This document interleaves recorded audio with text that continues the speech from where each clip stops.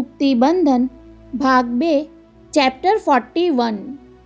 લગ્ન તો મંદિરમાં જઈને 5.5 રૂપિયાની દક્ષિણા આપીને થઈ શકે છે અને ઈશ્વરભાઈ વિરાણી જેવા 5.5 કરોડ ખર્ચીને પુત્રીને પરણાવતા હોય છે, પરંતુ લગ્ન ગ્રંથિથી જોડાનારનું દાંપત્ય જીવન કેટલું સુખી નીવડશે તેનો આધાર લગ્નની ધામધૂમ પર નહીં પણ પરણનારાના મનમેળ પર હોય છે, એ તો સૌ કોઈ જાણે છે। છતાં લગ્નને કેટલાક ઉત્સવની જેમ ઉજવે છે તો વિરાણી જેવા ઉદ્યોગપતિ મહોત્સવની જેમ તેની ઉજવણી કરે છે।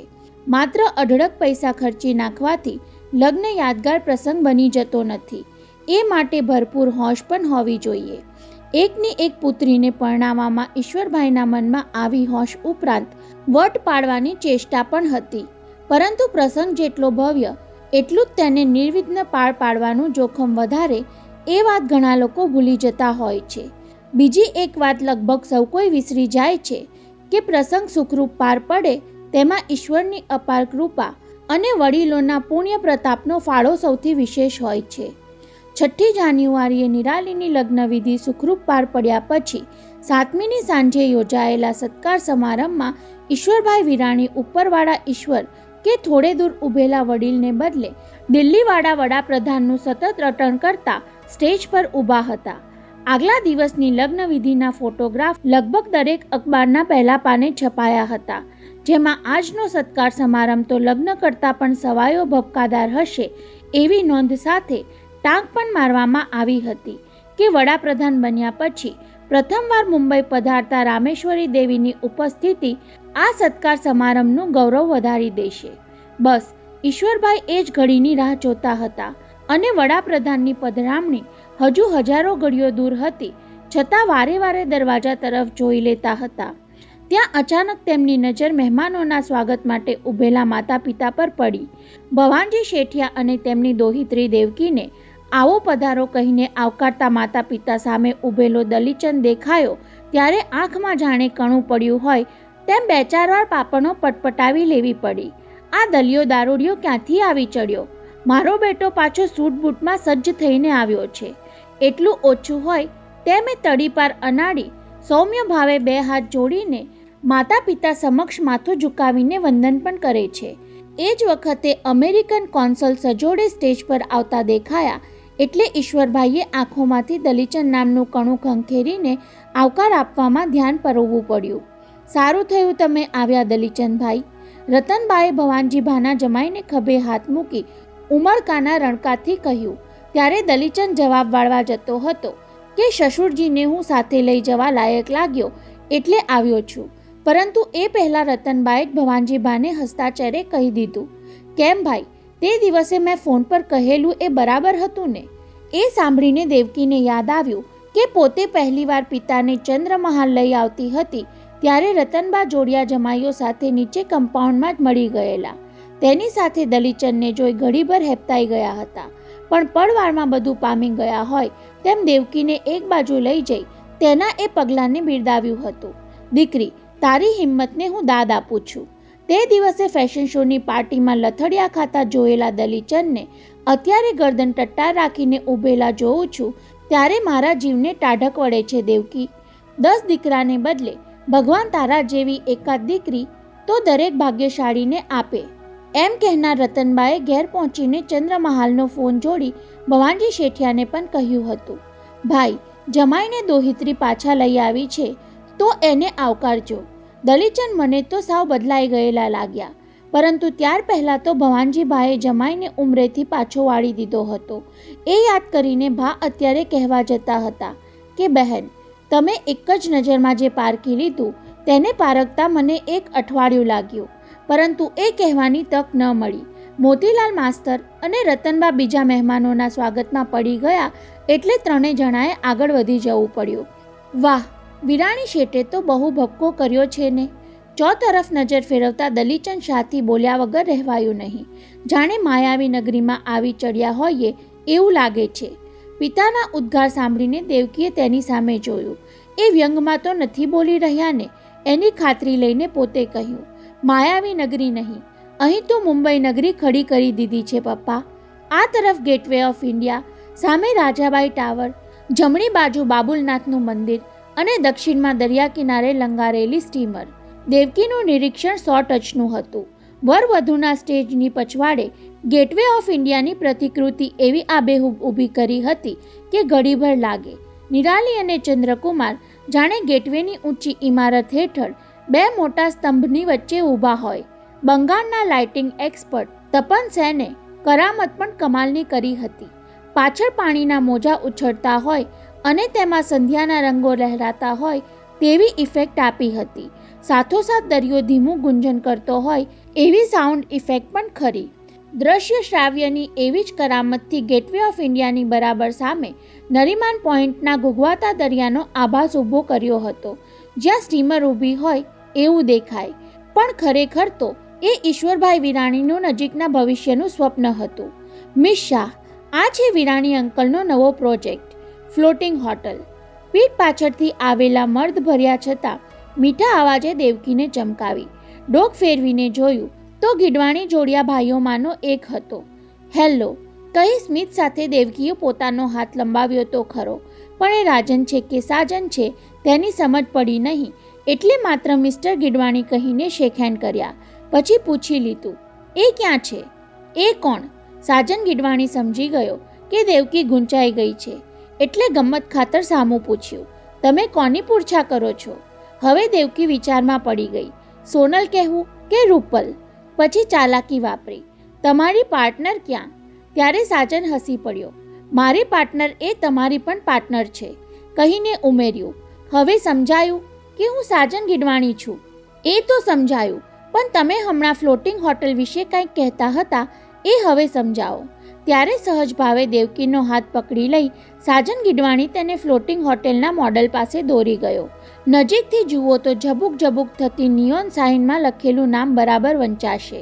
ઓફકોર્સ વૈભવ તેજ વંચાય છે. યસ, એ વિરાણી અંકલની ફ્લોટિંગ હોટેલનું નામ છે. વૈભવ તો સમજાયું, પણ આ તેજ કોણ છે? દેવકી આમ પૂછ્યું ત્યારે રૂપલ બંનેની પાછળ આવીને ઊભી રહી ગઈ હતી. તેણે ટહુકો કર્યો, આ તેજ એટલે તમારા જેવી કોઈ તેજસ્વી યુવતી. બંનેની વચ્ચે ગોઠવાઈ જતી રૂપલે મજાક છેડી, જે કોઈને વૈભવ પસંદ કરશે તેનું નામ બદલીને તેજસ્વી રાખવાનું હશે, એટલે ફ્લોટિંગ હોટેલને વૈભવ તેજ નામ આપ્યું લાગે છે. ત્યારે દેવકીએ મીઠો છણકો કર્યો, રૂપલ, અમારી બેની વચ્ચે ટપકી પડીને દોડદા પણ કરવાનું તને કોણે કહ્યું? શું કરું? રૂપલે પણ એવા જ લહેકાતી જવાબ આપ્યો. તમને બંનેને આમ હાથમાં હાથ પકડીને ઊભેલા જોઈને લોકો અંદર અંદર ગુસગુસ કરવા લાગ્યા કે મનોહરલાલના આ જમાઈરાતને હજુ પરણ્યાને પૂરા 8 દિવસ થયા નથી, ત્યાં બીજી કોઈનો હાથ પકડીને કેમ ઊભો છે? કહેતા એણે દેવકીના ગોરા ગાલ પર ટાપલી મારી દીધી. મને થયું કે બહુ મોડું થાય એ પહેલાં ટપકી પડું તો ગેરસમજ ફેલાતી અટકી જાય. એ જ સમયે બીજી પણ એક ગેરસમજ ફેલાય એવું કંઈક બન્યું. હજારેક માણસોની મેદનીને જોતા એકલા ઊભેલા દલીચંદની પીઠ પર કોઈએ હળવો ધબ્બો માર્યો. કેમ છો રાજા? દલીચંદે ચમકીને જોયું તો ચીનુ ચોકસી. તેને જોતાં જ ફેશન શોની પાર્ટીમાં પોતાનો બેહુદો ઉપયોગ કરનારની ટાઈ પકડી લેવાનું ખુન્નસ ચડી આવ્યું, પણ દલીચંદે સત્વર ઠાવકાઈ ધારણ કરી લીધી. ક્યારનો તમને દૂરથી જોયા કરતો હતો, પણ માન્યામાં આવતું ન હતું કહીને એ અટક્યો.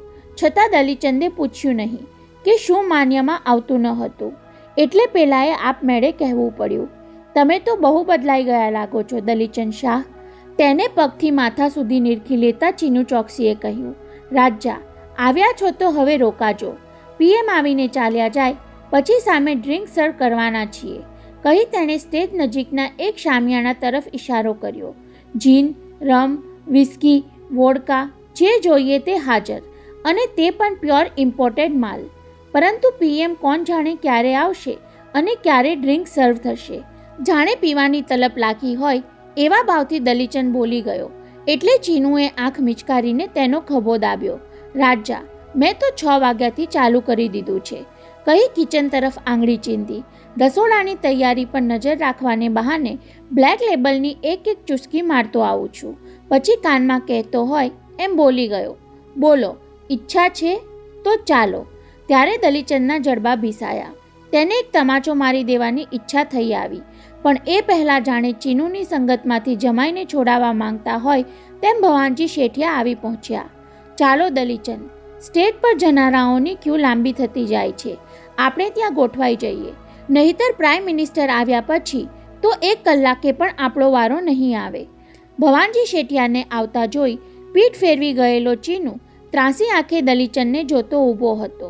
ચાલો કહી શ્વસુર સાથે પગ ઉપાડતા પહેલાં દલીચંદે તેને ઈશારો કર્યો, જેનો અર્થ પેલાએ એવો કર્યો કે આ સસરો રવાના થાય પછી તારી સાથે જોડાઈ જાઉં છું.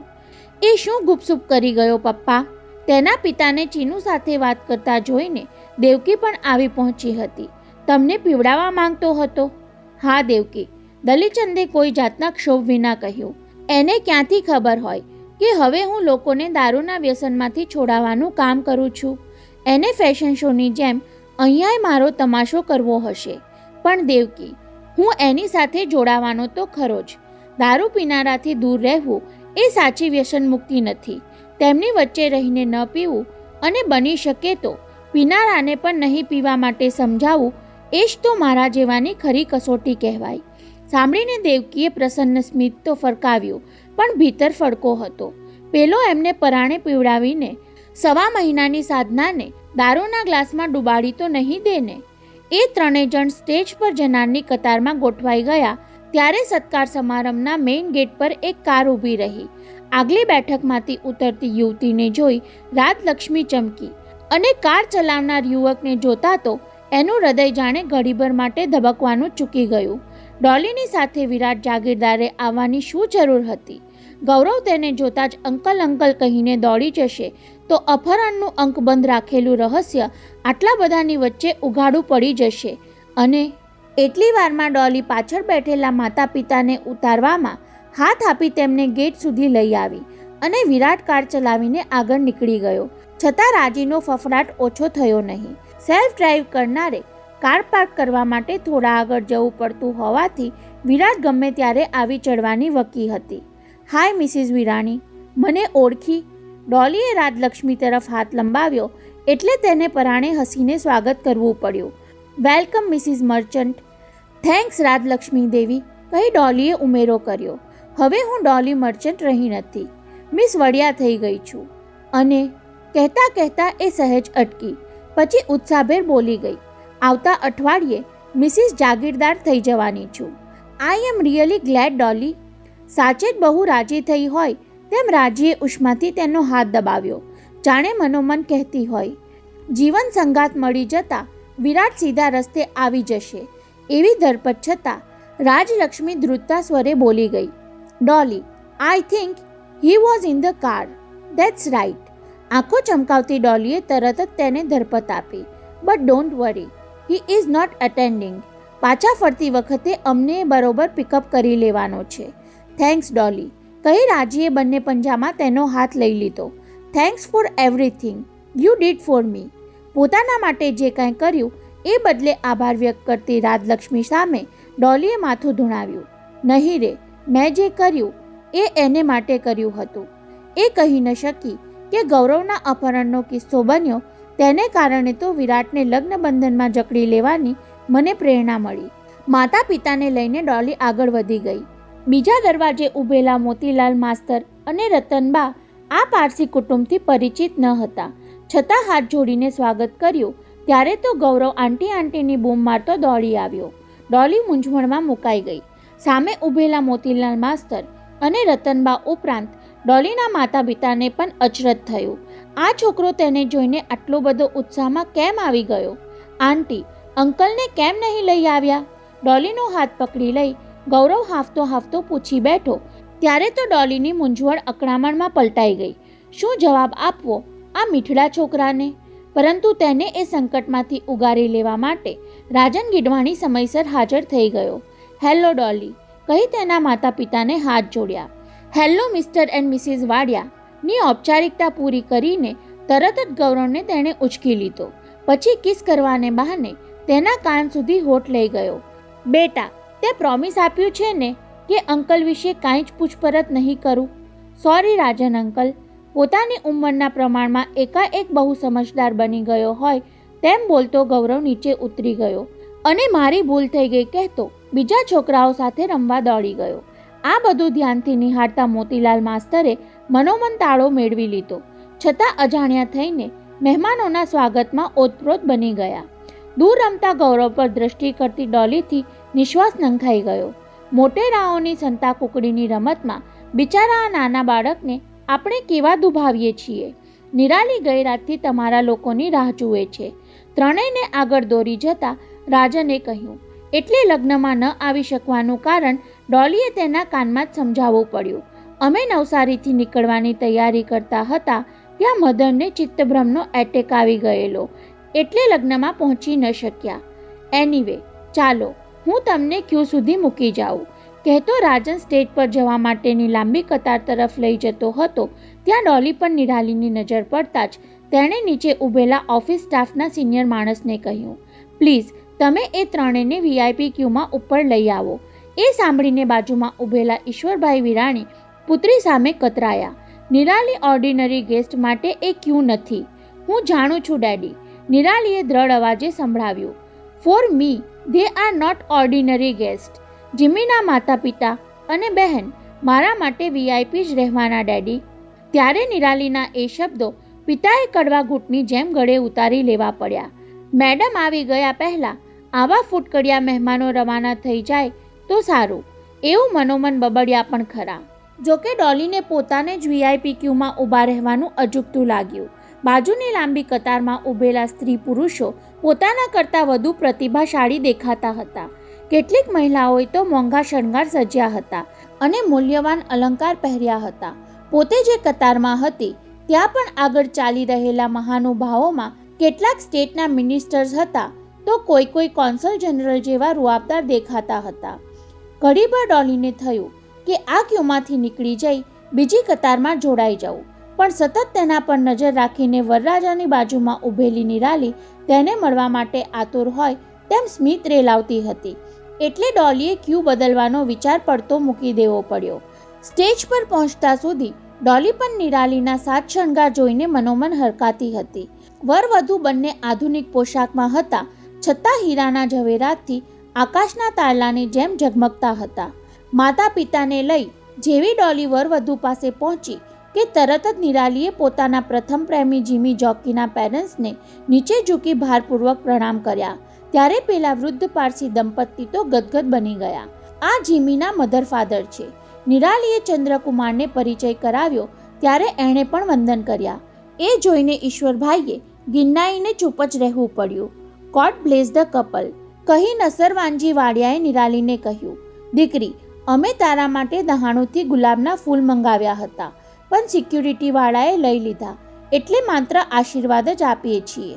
વડીલ, મારે મનથી તો તમારા આશીર્વાદ જ જગતના તમામ બગીચાના ફૂલો કરતાં પણ સુવાસિત છે. એ સાંભળી ચારુબહેન પુત્રીની ગરવાઈ પર પોરસાયા. ફોર્ચ્યુનેટલી આ નાનકડી પ્રેઝન્ટ સિક્યુરિટીવાળાએ પસાર થવા દીધી, નહીતર સાવ ખાલી હાથે ઉપર આવવું પડત, કહી ચાંદીની ફોલ્ડિંગ ફોટો ફ્રેમનું પેકેટ તેના હાથમાં પકડાવી દીધું. હું આ પ્રેમથી રાખી લઉં છું ડોલી બહેન, કહી નિરાલીએ ડ્રેસના સાઈડ પોકેટમાંથી એક પરબીડિયું કાઢીને તેની સામે ધર્યું. તમે આ સાચવીને ઘેર લઈ જજો. શું છે એમાં? પરબીડિયું હાથમાં લઈ તેના પર કાંઈક લખ્યું હોય તો વાંચવા માટે ડોલીએ બંને બાજુ જોઈ લીધું, પણ એ કોરું જ હતું. એટલે ફરી પૂછ્યું, કોના માટે છે આ? જીમી માટે. કોઈ જાતના સંકોચ વિના નિરાલી બોલી ગઈ. ઘેર ગયા પહેલાં ખોલો તો મારા સમ છે તમને, એમ કહ્યું ત્યારે ડોલીએ પર્સમાં પરબીડિયું સરકાવી દેવું પડ્યું. પણ ઈશ્વરભાઈ તો બરાબર જાણતા હતા કે એ કવરમાં પોતાની સહીવાળો 25 લાખનો ચેક છે, જે ઘોડા પરથી પડી જવાને કારણે નિપજેલા જોકે જીમીના આકસ્મિક મૃત્યુના દંડ રૂપે નિરાલીએ પોતાની પાસે લખાવી લીધો હતો. લગ્ન પછી કોણ જાણે તમારું મન બદલાઈ જાય તો, એવું પણ દીકરીએ બાપને સંભળાવી દીધું હતું. એટલું જ નહીં, ચેક સાથે જોડેલી ચિઠ્ઠી પણ નિરાલીએ તેમને વંચાવી હતી, જેમાં લખ્યું હતું, ડોલી બહેન, તમે સમાજ સેવાની જે સંસ્થા ચલાવો છો તેનું નામ ચેકમાં ભરીને બેંકમાં જમા કરાવી દેશો. પ્લીઝ ચેક પર સહી કરનાર સામે નહીં જોતા, પણ તેમાં રહેલી મારી લાગણીઓનો વિચાર કરજો. ડોલી વિરાણી બોસને નમસ્તે કરવા જતી હતી પણ ત્યાં ચીનુ ચોકસી પાછળથી અચાનક આવી ચડીને તેમના કાનમાં કંઈક કહેવા લાગ્યો. એટલે પેલા ત્રણેય જણા નીચે ઉતરી ગયા. શેઠજી, ગવર્નર હાઉસથી વૈભવનો ફોન હતો. કહે છે કે પીએમને ત્યાંથી નીકળતા 1-8 કલાક થઈ જશે. સાંભળીને ઈશ્વરભાઈએ ઘડિયાળમાં જોયું. 8 વાગી ચૂક્યા હતા. શેઠજી, વૈભવ પોતે તો પીએમના ડોટરને લઈને હમણાં જ અહીં આવવા નીકળે છે. Very good. ઈશ્વરભાઈ માટે એ માહિતી ઉત્સાહવર્ધક બની ગઈ. મૃગનયની અને વૈભવ પરસ્પરની સાથે વધુ વખત રહે તો કદાચ કામ થઈ જાય. આજકાલના છોકરાઓ જરા સરખા સહવાસમાં પ્રેમમાં પડી જતા હોય છે. શેઠજી, ડ્રિંક્સ અને ડિનરનું મોડું કરીશું તો મહેમાનો ખાધા પીધા વિના નીકળી જશે. ત્યારે ઈશ્વરભાઈ થોડા વિમાસણમાં પડી ગયા. ઇન્વિટેશન કાર્ડમાં કોકટેલ અને ડિનર લખ્યું હતું, પણ પ્રાઇમ મિનિસ્ટર આવી જાય પછી ડ્રિંક સર્વ કરવાનું નક્કી કરેલું. ત્યાર પહેલાં જેમને ડિનર લેવું હોય તે લઈ શકે એવી પણ જોગવાઈ હતી. પરંતુ હવે કોકટેલનો પ્રોગ્રામ રોકી રાખવાનું અજુગતું લાગ્યું એટલે ચીનુને કહી દીધું, જા બંને ચાલુ કરી દે. પીએમ આવશે ત્યારે સંભાળી લઈશું. અને આનંદમાં આવી જઈ જોમભેર ચીનુ ત્યાંથી ખસી ગયો. જતાં જતાં સ્ટેજ પર પહોંચેલા દલીચંદને કહેવાનું ચૂક્યો નહીં, હું ચાલુ કરાવું છું, તમે આવી પહોંચજો રાજા. જોકે ઈશ્વરભાઈનું ધ્યાન તો દેવકીની અને દલીચંદ સાથે આવી રહેલા ભવાનજી શેઠિયા પર હતું. થોડા ટટ્ટાર થઈને સૂટના ખિસ્સામાંથી જમણો હાથ બહાર કાઢતા એ ભવાનજી ભાની સામે એવી રીતે જોઈ રહ્યા હતા જાણે કહેતા હોય, જુઓ ભા, કેવી ધામધૂમથી દીકરીને પરણાવી. મેં તમારી ચંદ્રપ્રભાનો હાથ પકડ્યો ત્યારે તમાચો ન માર્યો હોત તો નિરાલીની જગ્યાએ દેવકી ઊભી હોત અને મારી બાજુમાં ચારુની જગ્યાએ ચંદ્રપ્રભા. તમાચો મારનારને પસ્તાવો થતો હોય ત્યારે તમાચો ખાનાર તેને વારંવાર યાદ કરીને મનમાં વેરભાવ ઘૂંટ્યા કરે તો જેટલી વાર યાદ કરે એટલી વાર તેના અહમ પર તમાચો પડતો જ રહે છે. એ ઈશ્વરલાલ વિરાણીને કોણ સમજાવે? આવ દેવકી આવ, કહેતા ચારુબહેન તેના તરફ હાથ લંબાવી હોશભેર 2 ડગલા આગળ વધ્યા ત્યારે દેવકી તો હાથ પકડી લેવાને બદલે તેમને બાજી પડી. ચંદ્રપ્રભાએ લખેલી જીવનકથની આપી ગયા પછી બંને પહેલીવાર મળતા હોવાથી દેવકીનું મન ઝાલ્યું રહ્યું નહીં. માસીબા, તે દિવસે તમે મને માત્ર મારી માતા જ નહીં મારા પિતા પણ પાછા અપાવી દીધા. ગદગદ અવાજે કાનમાં કહેતી એ લગભગ રડી પડી. પછી બીજા બધાની હાજરીનો ખ્યાલ આવતા છૂટી પડી ગઈ. એટલી વારમાં ઈશ્વરભાઈ પાસે પહોંચી ગયેલા દલીચંદે હાથ લંબાવ્યો. આપને પણ વધાઈ વિરાણી શેઠ. જવાબમાં ઈશ્વરભાઈએ પરાણે હાથ લંબાવવો પડ્યો. 2-2.5 મહિના અગાઉ જેને 1000 રૂપિયા અને દારૂની બાટલીથી ભાડેથી લાવીને ફેશન શોમાં લથડાવ્યો હતો એ માણસ અત્યારે મારી સાથે હાથ મિલાવે છે. તમે કદાચ વિચારતા હશો કે આજે વળી કોના બોલાવે આવ્યો છું. દલીચંદે વગર પૂછીએ ચોખવટ કરી, તમારા માતૃશ્રી મારા સસુરને ઘેર આવીને સહકુટુંબ પધારવાનું નિમંત્રણ આપી ગયા હતા અને હવે હું ભવાનજી શેઠિયાના કુટુંબમાં પાછો આવી ગયો છું એટલે અહીં પધાર્યો. ત્યાં સુધીમાં નવદંપતિ ભવાનજી ભાને પગે લાગ્યા એટલે એમણે જરા જુદી રીતે આશીર્વચન કહ્યા. મોતી બાપા અને રતનબાની પોતરી જ્યાં જાય ત્યાં સુખી થાય અને બીજા બધાને સુખી જ કરે. એવું સાંભળીને ઈશ્વરભાઈને ખોટું લાગ્યું હોય તેમ મોં ફેરવી લીધું, પણ ચારુબહેન વિવેક વિસર્યા નહીં. વડીલ, જમ્યા વગર જવાનું નથી. નહીં બેન, હું સંધ્યાકાળ પહેલાં જમી લઉં છું એટલે ઘેર પતાવીને જ આવ્યો છું, કહેતા તેમણે ઉમેર્યું, હા, દેવકી અને દલીચંદ જમવા માટે જરૂર રોકાશે.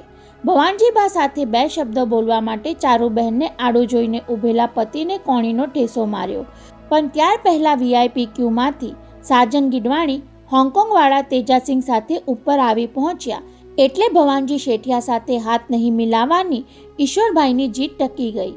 પાપે બહોત બહોત મુબારકબાદ, કહી પડછન તેજાસિંગે ईश्वरभाई ने बात में लई लीधा. आपने तो कमाल कर दी. शादी के बहाने अपनी फ्लोटिंग होटल की बढ़िया पब्लिसिटी भी हो गई. પછી નિરાલીને આશીર્વાદને બદલે સરદારજીની રમૂજ શૈલીમાં કહ્યું, बेटी अब तो तुम हांगकांग आएगी. तुमने मर्द तो अच्छा ढूंढा है. फिर भी कोई शिकायत हो तो मुझे बता देना. કહી ચંદ્રકુમાર તરફ જોતા ઉમેર્યું, मैं उसे ठीक कर दूंगा. તેમની એ રમૂજ પર સૌ ખડખડાટ હસી પડ્યા. એટલે નિરાલીના હાથમાં 51,000નું કવર પકડાવી દઈ તેજાસિંગે ઈશ્વરભાઈનો હાથ પકડી લીધો.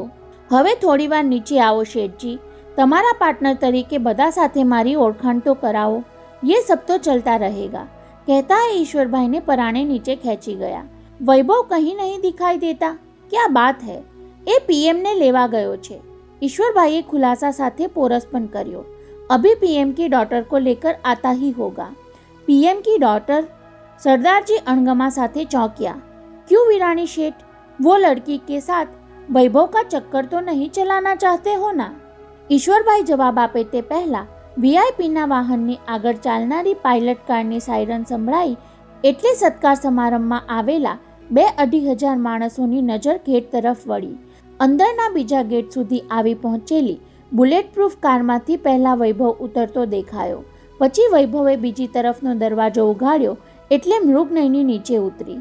ઊંચી, પાતળી અને સાચેસાદ મૃગલા જેવી આંખોવાળી સ્વરૂપવતી મૃગનયનીને જોતા જ સૌ કોઈ અંજાઈ ગયા। તેમાં વળી વૈભવને તેની પડખે ચાલતો જોઈને ઘડીભર તો જાણે એ જ વરઘોડ્યા હોય તેમ બધા તેમને એકીટશે જોવા લાગ્યા।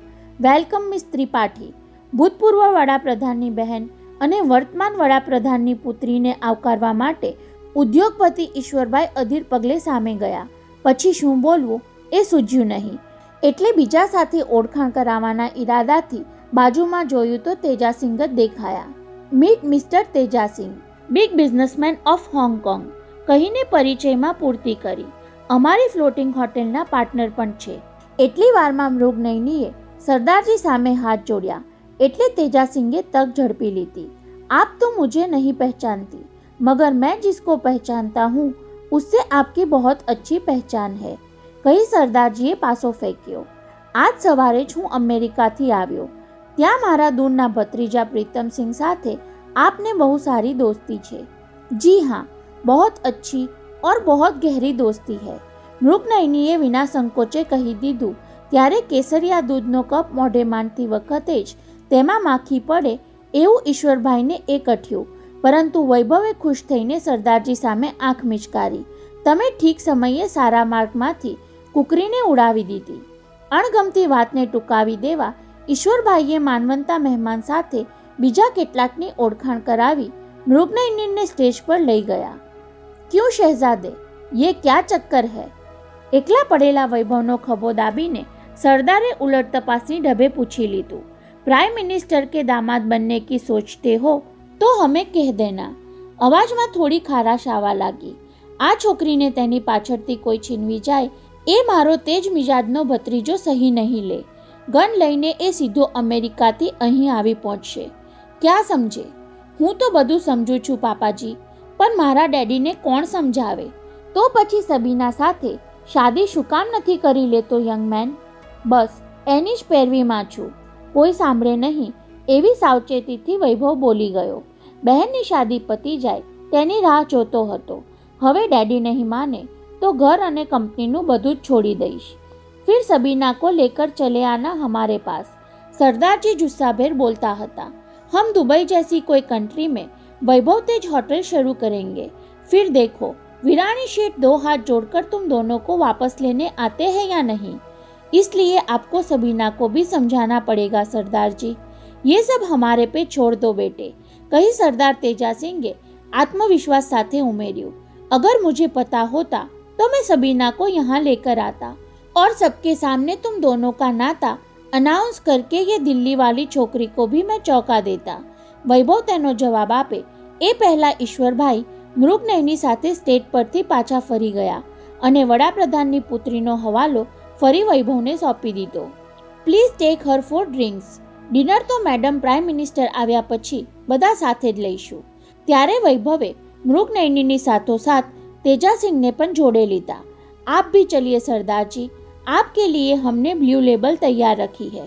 એ બંનેની સાથે તેજાસિંહનું જવું ઈશ્વરભાઈને જરાય ગમ્યું નહીં, પરંતુ સારા પ્રસંગે બધું આપણું ધાર્યું જ બનતું નથી અને ક્યારેક તો ન ધારેલું પણ બની જતું હોય છે।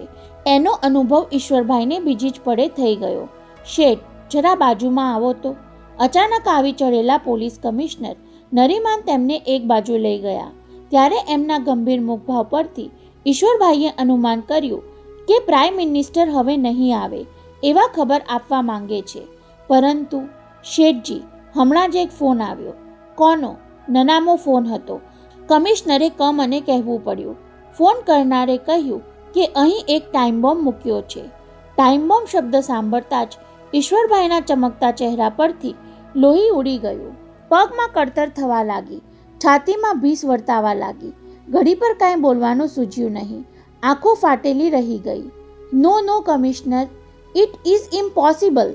તરડાઈ ગયેલા અવાજે ઈશ્વરભાઈ ઇમ્પોસિબલ બોલી તો ગયા, પણ ગમે ત્યારે બોમ્બ ફાટશે તો કેવો હાહાકાર મચી જશે. શેઠજી, બહુ કુનેહથી કામ લેવું પડશે, કઈ કમિશનરે કાંડા ઘડિયાળમાં જોયું. ફોન પર બાતમી આપનારે કહ્યા પ્રમાણે 9:15 વાગ્યે બોમ્બ ફાટવો જોઈએ. હજુ આપણા હાથમાં અડધો પોણો કલાક છે. તમે શું કરવા માંગો છો કમિશનર? પહેલાં તો અમે બોમ્બ શોધી કાઢવાનો પ્રયત્ન કરીએ છીએ. એ માટે બોમ્બ સ્ક્વોડને બોલાવી પણ લીધી છે. બટ અહીં એકઠા થયેલા 2,500 માણસોનું શું? ઈશ્વરભાઈના ચહેરા પરથી પસીનો દળવા લાગ્યો હતો. ટાઈમ બોમ્બની વાત ફેલાઈ જતાં જ સૌ ખાવા પીવાનું પડતું મૂકીને નાસભાગ કરવા લાગશે. અરે 15 મિનિટમાં તો આખું મેદાન વેરાન બની જશે કમિશનર. શેઠ સાહેબ, આમ ગભરાઈ જવાથી તો વાત વણસી જશે. અરે હજુ તો ઘણા વીઆઈપી મહેમાનો આવવાના છે, ખુદ પીએમ પણ. એ બોલતા બોલતા અટકી ગયા. આવા સંજોગોમાં પ્રાઇમ મિનિસ્ટર આવે એવું વિચારવું પણ મૂર્ખાઈ ભર્યું હતું, એટલે રડમસ ચહેરે મૂંગા થઈ ગયા. પીએમની વાત જવા દો શેઠ, હવે તો મારે એમના ડોટરને પણ અહીંથી સેફલી રવાના કરી દેવા પડશે, કહી કમિશનર વીઆઈપી એન્ક્લોઝર તરફ ધસી ગયા. અને અબજોપતિ ઈશ્વરભાઈ વિરાણી શું કરવું, કેમ કરવું ની વિમાસણમાં બિસાતા જળવત ઊભા જ રહ્યા. બીજી જ મિનિટે મૃગનયની વીઆઈપી એન્ક્લોઝરમાંથી તેના સિક્યુરિટી ગાર્ડ સાથે ઉતાવળે બહાર આવી પોતાની કાર તરફ ધસવા લાગી. ત્યારે સૌ અચંબાથી તેને જોતા જ રહ્યા. વીજળીની જેમ અચાનક ઝબકી જઈને સૌ કોઈને આંજી દેનાર વડાપ્રધાનની પુત્રીને ઝંઝાવાતની જેમ જતી નિહાળી લોકો વિસ્મયમાં પડી ગયા. વૈભવે ગવર્નર હાઉસ સુધી મૂકવા આવવાનો પ્રસ્તાવ મૂક્યો, તેને પણ નકારી કાઢીને એ જતી રહી. એનો આઘાત ઈશ્વરભાઈને વધુ વસમો લાગ્યો. ડેડી, આમ કેમ બન્યું? પડી ગયેલા ચહેરે ઊભા રહેલા પિતા સામે પહોંચી જઈ વૈભવે પૂછ્યું. પોલીસ કમિશનરે તેના કાનમાં કંઈક ફૂંક મારી. ત્યાં જ એ સોફ્ટ ડ્રિંકનો ગ્લાસ અધૂરો છોડીને ચાલી કેમ ગઈ? વૈભવ, કંઈક એવું બન્યું છે કે માણસ પોતાના સ્વજનને પડતા મૂકીને નાસી જાય. પણ શું બની ગયું એ તો કહો, ભયભીત સ્વરે વૈભવે પૂછ્યું. તેનો જવાબ આપતા પહેલા ઈશ્વરભાઈની નજર નાના ભાઈના એક જમાઈ પર પડી, એટલે લગભગ ચિત્કાર કરવાની રીતે તેને સાથ પાડ્યો. સાજન કુમાર, યસ અંકલ, નજીક આવીને તેણે કહ્યું. ત્યારે ઈશ્વરભાઈએ સુકાઈ ગયેલા હોઠ પર જીભ ફેરવી લઈને કહેવું પડ્યું. સાજન, સમથિંગ સિરિયસ હેડ હેપન્ડ. હું સાજન નહીં અંકલ, રાજન છું. તમે બંને સરખા ભાઈઓ, મારી નજરે પણ સરખા છો રાજન. ભય માણસને કેવો રાંક બનાવી દે છે એ તેમના બોલવા પરથી રાજન કળી ગયો. આપણે સિરિયસ ક્રાઇસિસમાં ફસાયા છીએ. પણ ડેડી, ક્રાઇસિસનું નામ તો પાડો. વૈભવ અકળાઈ ઉઠ્યો. થોડી વાર પહેલાં બહારથી કોઈનો ફોન આવ્યો કે અહીં ટાઈમ બોમ્બ મૂકેલો છે. બોલતા બોલતા પરસેવો લૂછવા રૂમાલ માટે તેમણે ખિસ્સામાં હાથ નાખ્યો. ત્યારે ખિસ્સામાં પણ ટાઈમ બોમ્બ મૂકેલો હોય તેમ તે ધ્રુજતા હતા. બને નહીં, વૈભવ બોલી ઉઠ્યો. બની શકે છે, રાજને કહ્યું. કમિશનરના કહેવા પ્રમાણે આપણી પાસે માત્ર અડધા પોણા કલાકનો જ ટાઈમ છે. ટાઈમ શબ્દ ટટ્ટાર શત્રુ જેવો લાગતો હોય તેમ તેને બે દાંત વચ્ચે કચડીને બોલ્યા. કમિશનરે બોમ્બ સ્ક્વોડ બોલાવી લીધી છે. એ બોમ્બ શોધવાના પ્રયાસ કરશે. પણ આપણે શું કરવું? અંકલ, આપ સ્ટેજ પર જઈને ઊભા રહો. રાજન ગીડવાણીએ ભય ખંખેરવા માટે જરા મક્કમ અવાજે કહેવું પડ્યું. અને વૈભવ, તમે મહેમાનો વચ્ચે જઈને કાંઈ જ બન્યું નથી એ રીતે હળોમળો. હું 15 મિનિટમાં તમને બંનેને રિપોર્ટ આપું છું. ત્રણેય વચ્ચે ચાલતી વાતચીત પીઠ ફેરવીને ઊભેલા દલીચંદ શાહે સાંભળી લીધી હતી. એની ત્રણેયમાંથી કોઈને પણ જાણ થઈ નહીં. ટેન્શનમાં માણસ આજુબાજુનું ભાન ભૂલી જતો હોય છે, તેનો દલીચંદે લાભ ઉઠાવી લીધો અને એ સીધો પહોંચી ગયો કિચનમાં, જ્યાં પોલીસ કમિશનર નરીમાન કોઈને શક ન પડે તેમ ચકોર નજરે નિરીક્ષણ કરી રહ્યા હતા. નરીમાન સાહેબ, મને ઓળખ્યો? પૂછીને સત્વર પોતાની પીછાણ પણ આપી દીધી. ગયા રવિવારે આપ અમારા વૃદ્ધાશ્રમના ફંક્શનમાં ચીફ ગેસ્ટ તરીકે પધાર્યા હતા. ત્યારે મેં સ્વાગત પ્રવચન આપ્યું હતું અને આપે એ ભાષણ બદલ મને બિરદાવ્યો પણ હતો. કહીને ઉમેર્યું, હું દલીચંદ શાહ. હા મિસ્ટર શાહ, પણ અત્યારે આપ એક સિરિયસ ક્રાઇસિસ હેન્ડલ કરી રહ્યા છો એ હું જાણું છું સાહેબ.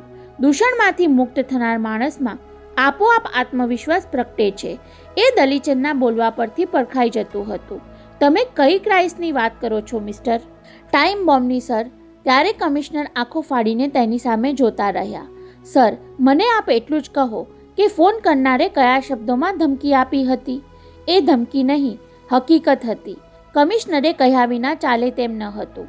બોલનાર માણસ ગભરાટમાં અચકાતો ખચકાતો બોલી રહ્યો હતો, એટલે કે તેની જીભ થોથવાતી હતી. એમ જ ને? હા, એવું જ કાંઈક. તો હવે આપ આપનું કામ કરો, હું મારું કરું છું. કમિશનર તાજુબીના ભાવથી તેને જોતા રહ્યા અને દલીચંદ રાજન ગીડવાણીને શોધી કાઢવા બાવરી નજરે ચારે તરફ જોવા લાગ્યો.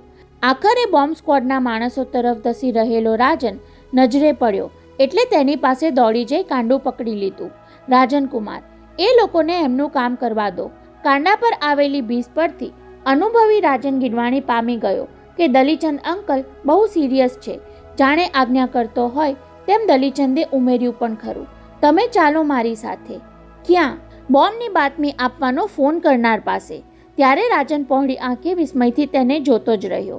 આ માણસ આટલા બધા આત્મવિશ્વાસથી આવું શી રીતે કહી રહ્યો છે? વિચાર નહીં કરો, મારું કહ્યું માનો. દલીચંદ રીતસર તેને દરવાજા તરફ ઢસડવા લાગ્યો. સમય ઓછો છે અને આપણે વરલી પહોંચવાનું છે. રાજાને ઘડીભર દ્વિધા અનુભવી. તેની સાથે જવું જરૂરી હતું તેમ અહીં રહીને કટોકટી નિવારવામાં સાથ આપવાનું પણ જરૂરી હતું. ત્યાં જ એલારામની ઘંટડી જેવી તેની છઠ્ઠી ઇન્દ્રિય રણકી ઉઠી. ચાલો અંકલ. સડસડાટ બંને મેઇન ગેટ પર આવ્યા. કોઈકે પૂછ્યું કે ક્યાં જાઓ છો? તેનો જવાબ આપવાની પણ પરવા ન કરી સામે ઊભેલી ઈશ્વરભાઈ વિરાણીની કારમાં ગોઠવાઈ જઈ ભાગેલા ડ્રાઈવરને તાકીદના સ્વરે આજ્ઞા આપી. જલ્દી વરલી લઈ લો જીતુભા. કાર સ્ટાર્ટ થતાં જ દલીચંદની નજર હૂકમાં ભરાવેલા ફોન પર પડી. તેણે રિસીવર ખેંચી લઈને વરલી વૃદ્ધાશ્રમનો ફોન જોડ્યો. સામેથી રિસીવર ઉંચકાયું એટલે અવાજ ઓળખી લઈ સીધું જ પૂછ્યું, વિષ્ણુ, હું દલીચંદ બોલું છું. પેલો બોબડો ત્યાં છે? હા, હમણાં જ મંદિરે દર્શન કરીને આવ્યો. બહુ મૂડમાં દેખાય છે. આવ્યો ત્યારથી બબડ્યા કરે છે. અબ મજા આએગા. તો એને રોકી રાખજે પ્લીઝ. દલીચંદે ફોન મૂકી દઈ બાજુમાં બેઠેલા રાજનનો ખભો દબાવ્યો. આપણો આરોપી મળી ગયો રાજનકુમાર. તેમના બોલવામાં દાદને બદલે દયા વર્તાતી હતી. એ બિચારો બોબડો માખીને પણ મારી શકવાની શક્તિ ધરાવતો નથી. એક હાથ પગેથી લખવાથી પીડાય છે. વૃદ્ધાશ્રમવાળા સમક્ષ અવારનવાર એ આગાહી કરે છે અને મોટે ભાગે એ સાચી પડતી હોવાનું સૌ માને છે. અગાઉ તેને કહ્યા પ્રમાણે સિંગાપોર જતું એક પ્લેન બોમ્બની ચેતવણીને કારણે 4 કલાક મોડું ઉપડ્યું હતું. પણ વિરાણી અંકલ સાથે એને શું લેવા દેવા? એને કોઈની સાથે કાંઈ જ લેવા દેવા નથી રાજન. સંસારથી દુભાયેલો માણસ આ રીતે સંસાર સામે વેર વાળવાની ચેષ્ટા કરે છે બિચારો, કહીને દલીચંદ જરા અટક્યો.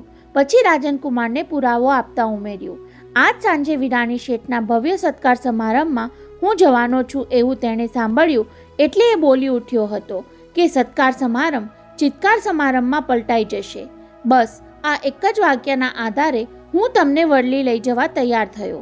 રાજન ગીડવાણીને દલીચંદની વાત પર વિશ્વાસ તો પડ્યો, છતાં સાચે સાચ ડોનના કોઈ સાગરીતે ટાઈમ બોમ્બ મૂક્યો હોય તો શું થાય? સત્કાર સમારંભના સ્ટેજ પર ઊભેલા ઈશ્વરભાઈ વિરાણીના હૃદય પર પ્રત્યેક પળે ભીસ વધતી જતી હતી. મેઇન ગેટ પર ઊભેલો સિદ્ધાર્થ દોડી આવીને તેમને પૂછી ગયો, ડેડી, પોલીસો વીઆઈપીઓની કારને દરવાજેથી પાછી કેમ વાળી દે છે? જ્યારે વૈભવ રાજનકુમાર ક્યાં ગયા ની પૂછા કરતો રઘવાયાની જેમ ચારે ખૂણે ફરી વળી ડેડીને પૂછી રહ્યો હતો. હવે આપણે શું કરવા માંગીએ છીએ? વરઘોડિયા અને વેવાઈને ઈશ્વરભાઈએ હજુ જાણ થવા દીધી ન હતી, પરંતુ મોતીલાલ માસ્તર તથા રતનબાને કાંઈક અજુગતું બની ગયાની ગંધ આવી હોય તેમ 2 નંબરનો ગેટ છોડી સ્ટેજ પર આવી પહોંચ્યા હતા.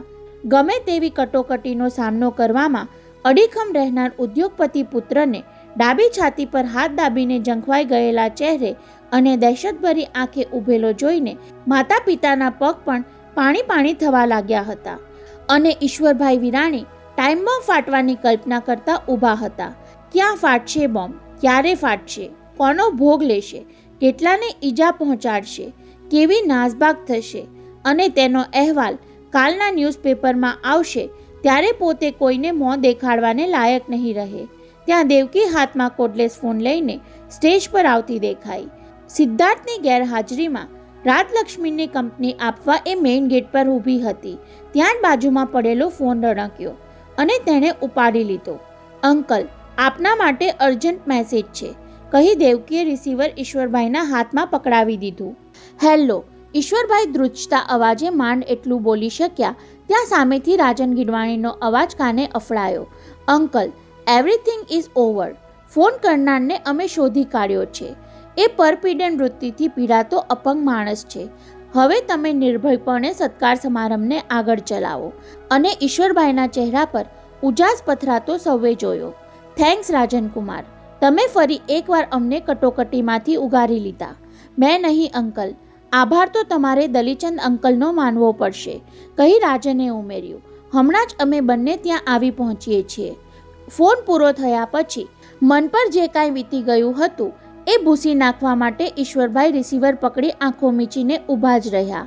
પછી વૈભવને કહ્યું, જા જઈને કમિશનરને કહે ટાઈમ બોમ્બની ચેતવણી બોગસ હતી. Time bomb? નહોતા જાણતા એ સૌના શ્વાસ અદ્ધર થઈ ગયા. હા, આપણે મોટી આપત્તિમાંથી ઉગરી ગયા, કહી દેવકીના હાથમાં રિસીવર આપી દઈ ફરી અસલ ઈશ્વરલાલ વિરાણી બની ગયા હોય તેમ બબડ્યા. મને તો આ કાવતરામાં દલીચંદનો જ હાથ લાગે છે.